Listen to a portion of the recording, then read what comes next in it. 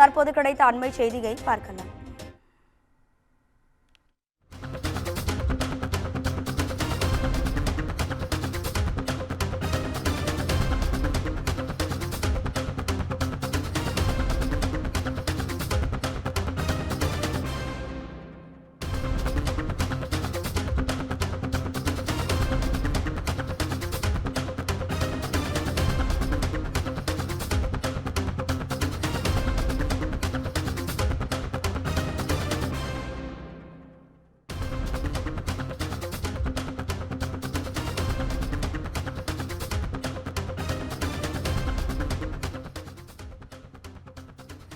சிவகங்கை மாவட்டம் திருப்புவனம் வைகை ஆற்று பாலத்தில் உங்களுடன் ஸ்டாலின் மனுக்கள் கொட்டப்பட்டிருக்கிறது. இது பெரும் அதிர்ச்சியை ஏற்படுத்தியுள்ளது.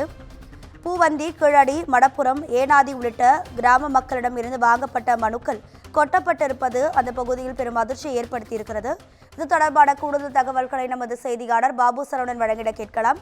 பாபு சரவணன், உங்க விரிவான தகவல். வணக்கம் ராதிகா. உங்களுடன் ஸ்டாலின் முகாமில் கொடுக்கப்பட்ட கோரிக்கை மனுக்கள்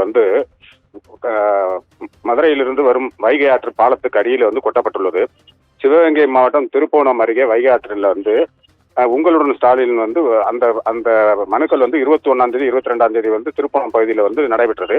இந்த முகாமில் பெறப்பட்ட மனுக்கள் அனைத்தும் இந்த வைகை ஆற்றின் கீழே கொட்டப்பட்டுள்ளது. இதில் திருப்போணம், பூவந்தி, கீழடி, மணப்புறம், ஏனாதி, நெல்முடிகரை ஆகிய பகுதிகளில் இருந்த மக்கள் ஏராளமானவர் பல்வேறு இதுகளை பத்திரங்களை இணைத்து பட்டா கேட்டு விண்ணப்பித்திருந்தனர்.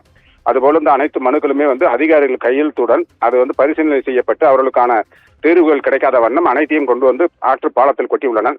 இதை அப்பகுதியில் சேர்ந்திருந்த கார்த்திக் என்ற ஒரு இளைஞர் பார்த்த பின்பு அதை எடுத்து மனுக்களை எடுத்து ஒரு 20க்கும் மேற்பட்ட மனுக்களை எடுத்து வெயிலில் காய வைத்துள்ளார். தற்போது அந்த பகுதிக்கு அதிகாரிகள் இப்போ இந்த மனுக்களை கொட்டி சென்ற நபர் யார் அப்படின்ட்டு இப்போ விசாரணை செய்து வருகிறனர். ராதிகா, தகவல்களுக்கு நன்றி பாபு சரவணன்.